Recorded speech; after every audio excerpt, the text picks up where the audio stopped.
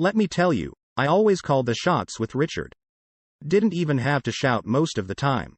One look, that's all it took, and he'd back right down. Pathetic? Yeah, maybe. But after a while, it felt good. Knowing I was the boss, that he'd never dare cross me.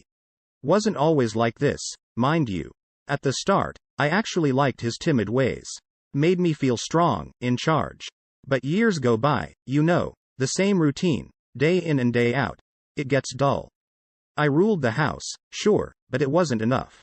It all felt so empty. I needed something to spice things up, a jolt to break the boredom.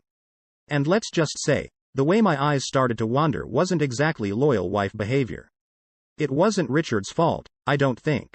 I needed more. Someone different, someone exciting, someone who would challenge me in a way Richard never could. There was this guy, started working at the supermarket about a year back. Complete opposite of Richard. Tall, muscles, a cocky smirk that made me want to either slap him or jump him, wasn't sure which, to be honest. His name was Mark, and something about him, it just pulled me in. Like a moth to a flame, stupid and dangerous, but I couldn't help myself. First, it was just little things. I'd make sure to go through his checkout line. A smile here, a lingering look there.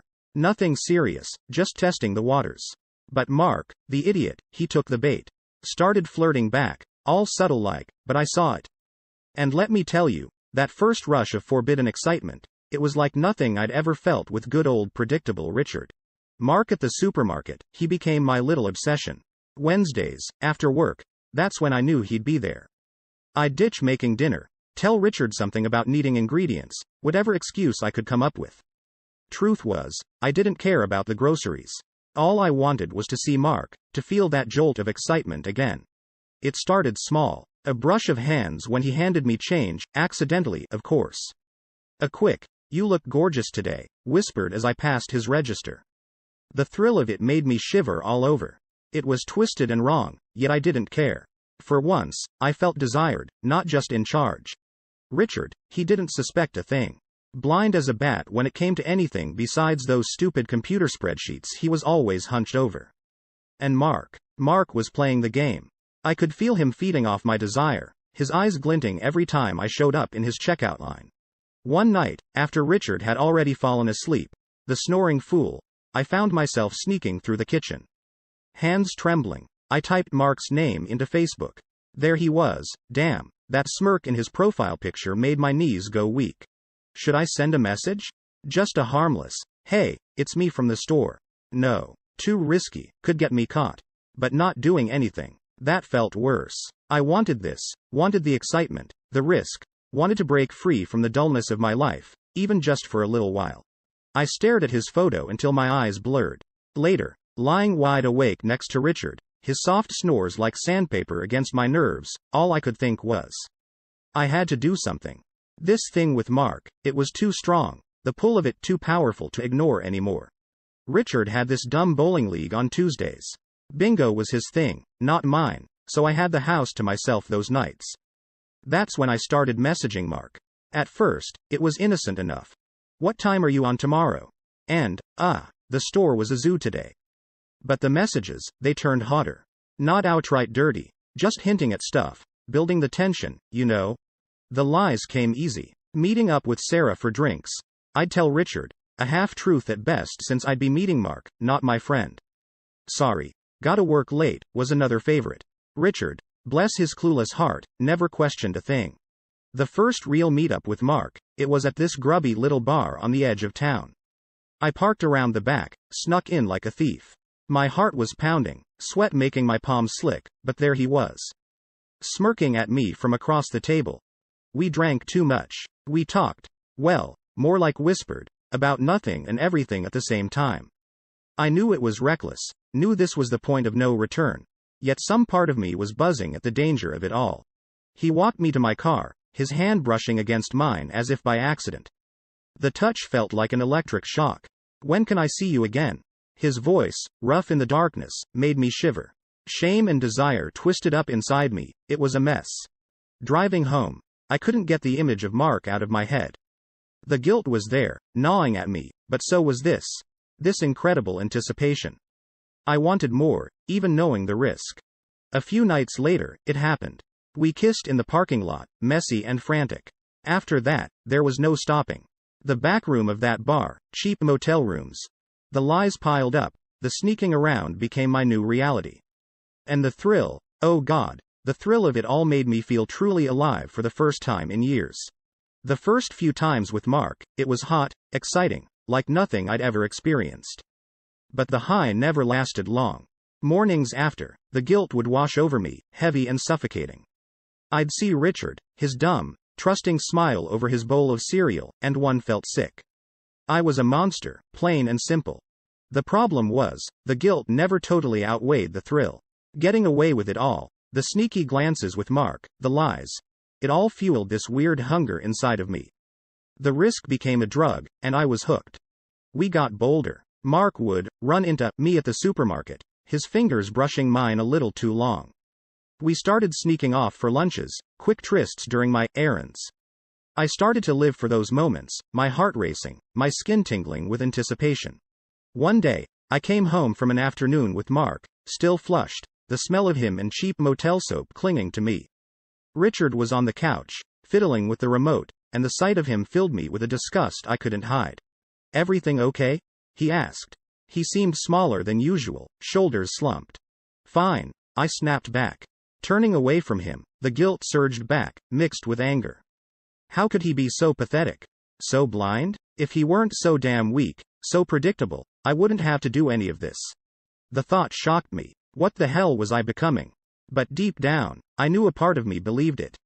My hatred for his obliviousness, his weakness, it somehow justified what I was doing in my twisted mind. We never fought. Richard wasn't the fighting type. That silence of his, that damn accepting way he had, it was driving me crazy. The guilt gnawed at me, yet even more, I craved confrontation. I needed a fight, an excuse to unleash this anger building up inside of me. And because of that, the affairs continued, growing riskier, driven by a sick combination of shame, desire, and a desperate need to break something, anything, in this suffocating life I'd built. Richard wasn't an idiot. He might have acted like one, but I knew, somewhere deep down, he saw the shifts in me. The way I'd flinch at his touch now, or how my eyes darted away whenever he spoke.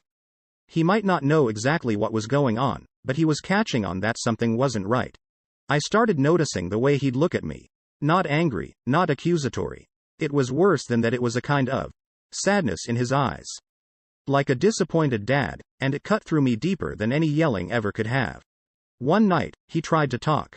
We were having dinner, store-bought chicken, like always, and he put down his fork. "Is everything all right?" he asked, voice quiet. "Of course," I snapped, shoving food in my mouth to avoid answering properly. Silence stretched between us. He didn't push it, just finished eating, his usual meekness back in place. Yet as I washed the dishes, I felt his eyes on me, that quiet sadness lingering in the air. My first instinct was a surge of defiance. So what if he was catching on? He had no right to judge me. If he actually cared, if he was actually a real man, I wouldn't be doing this. But even as the defiance swelled in me, there was this other part, smaller, whispering, "You know it's not true. You chose this, not him." I hated that little voice, but it was right.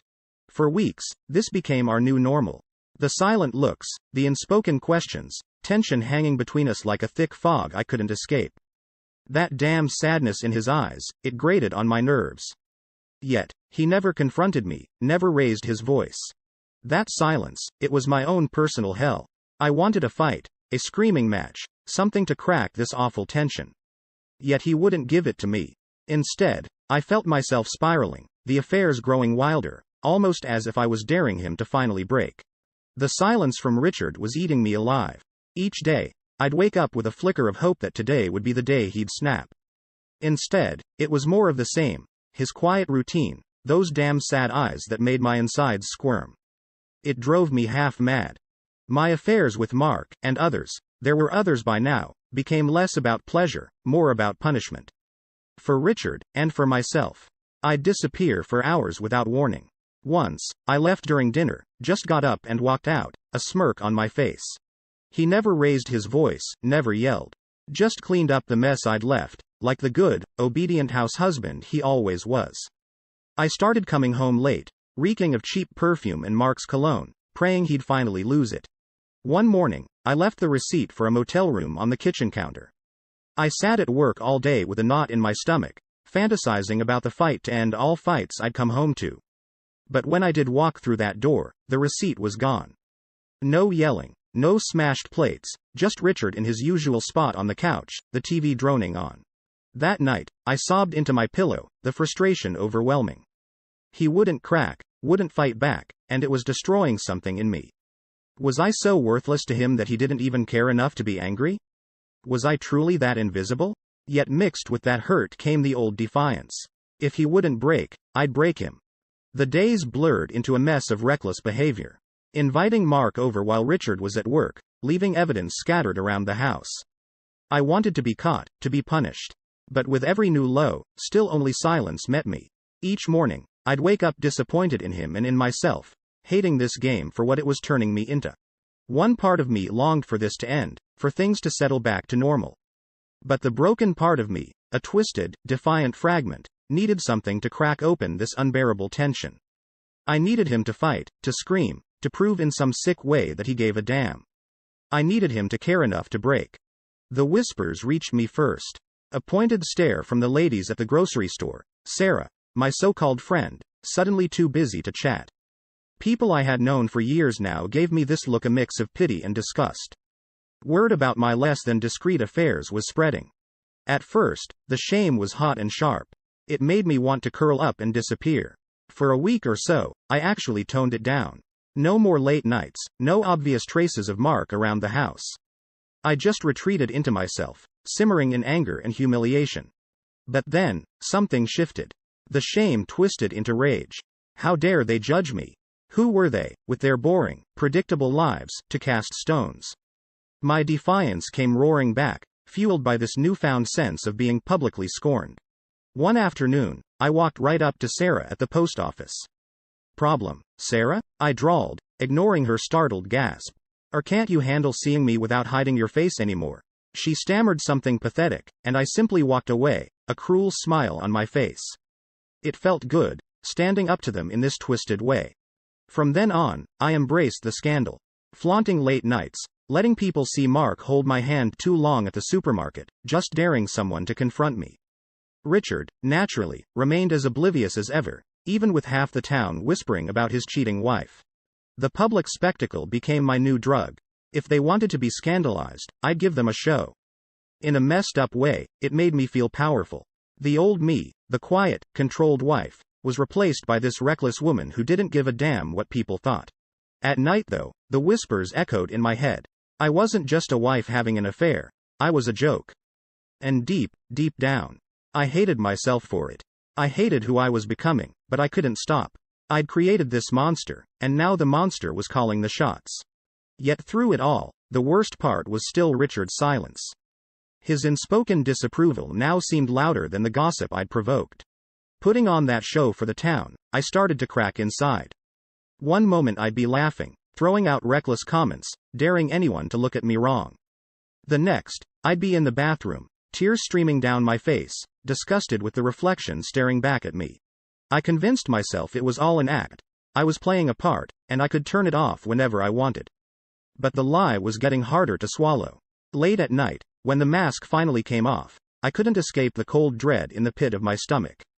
I knew the game was ending, and I didn't know if I could handle the fallout. Then one day, I found a note on the kitchen counter.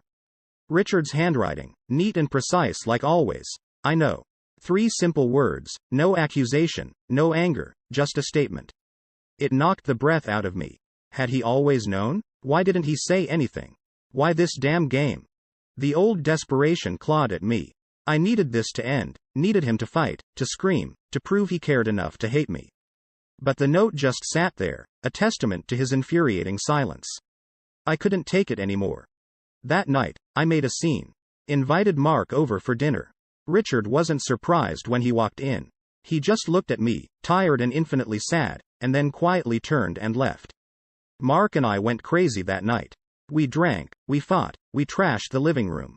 I wanted to burn the whole damn house down. Morning came, and I woke up alone, Mark long gone. The house was a wreck, just like me. I stared at the mess, my head pounding. Something inside me had snapped. The defiance was gone, leaving only a hollowness I couldn't bear. I found Richard at the little park near our house, the one I hadn't been to in years. He was on a bench, staring out at nothing, shoulders hunched like he was carrying the weight of the world. The sight of him, so quiet and defeated, filled me with a guilt that threatened to drown me. Richard. I didn't know what else to say. His silence was broken, his facade was shattered, and it was all my doing. It was time I ended this, even if it destroyed me in the process. Walking towards Richard, I had the whole speech planned out. Groveling, begging, promising to make things right. Or maybe I'd scream at him, blame him. I wasn't sure until the moment was there. But the second I saw his face, the plan vanished. Richard, please. My voice broke, pathetic even to my own ears. He looked at me, not a trace of anger in his eyes, just disappointment. Disappointment so deep, it cut through anything I'd ever felt from him before. It was worse than any screaming match I could have imagined. I know everything, he said, voice quiet, almost numb. There's nothing left to say. But we can fix it. I can change. I stammered, but the words felt hollow. Could I change? Did I even want to? He stood up, and for a second, I thought maybe, finally, this is where he'd lose it. But all he did was walk past me, shoulders slumped. As he walked away, the world seemed to shrink around me. My defiance, my power play, it all felt so small and pointless. Richard, I called out, desperation seeping into my voice. Please, don't leave like this. He stopped, his back still turned towards me. What do you want me to do? Scream at you? Hit you? Throw you out? His voice was flat, devoid of the rage I'd so desperately craved. I don't know, I mumbled, knees starting to give out. He turned then, and the sight of him, so quiet yet utterly devastated, broke whatever remained of my bravado. My voice barely a whisper, I choked out, I'm sorry. The words hung heavy in the air. Were they true? Was I actually sorry, or just terrified of the consequences I now faced? Looking at him, at the broken man I'd turned him into, a flicker of shame, real, gut-wrenching shame, ignited within me. Why did you do it? Richard asked. There was no accusation in his voice, just a sad weariness. I didn't know what to say. All the justifications I'd built up, him being weak, me being bored, they crumbled to dust on my tongue. In the cold light of his quiet despair, I seemed to myself like the monster I'd become. I don't know, I finally admitted. And I didn't. After my pathetic confession, Richard didn't say a word. He just stood there, staring out at the park like he was a million miles away. The silence was unbearable. I sank to the ground, sobbing like a child, waves of shame and desperation washing over me. Richard, please, I choked out, grabbing at his hand. Please, I'll do anything. We can change this, I promise. He pulled his hand back, not harshly, just firmly. His face was blank, as if that part of him, the part that felt, had simply been switched off. Go home, he said after a long silence. We need to talk, but not here, not now. His words offered nothing, no comfort, no hope, no glimpse of what this meant for us. I stumbled home, each step fueled by a sickening mix of dread and a flicker of desperation. Maybe, just maybe, there was a chance we could salvage this mess I'd created. The rest of the day passed in a blur. I cleaned parts of the house maniacally, as if scrubbing out the stains of my betrayal from the kitchen tiles would somehow make things better. Richard came home late, exhaustion in every line of his body. We ate a silent dinner, the ghost of what used to be between us heavy in the air. He finally spoke as I was setting mugs on the counter. I don't want you to leave. Not yet. I let out a breath I didn't know I'd been holding. A reprieve, but nothing more. But, I asked, voice barely a whisper. But I don't know if I can do this. If I can stay. The thought of what you've done. His voice trailed off, and he looked away, something like pain flickering in his eyes. I know, I said quietly, tears threatening to spill over again. I know. He didn't say anything more, just went to bed, leaving me with the flickering TV in the awful, echoing silence of our broken home. Sleep was impossible. I tossed and turned, the question swirling in my head. What had I done? Was there any way back from this? And most pressing, the question that left a chill down my spine. Would Richard ever be able to look at me without seeing the betrayal?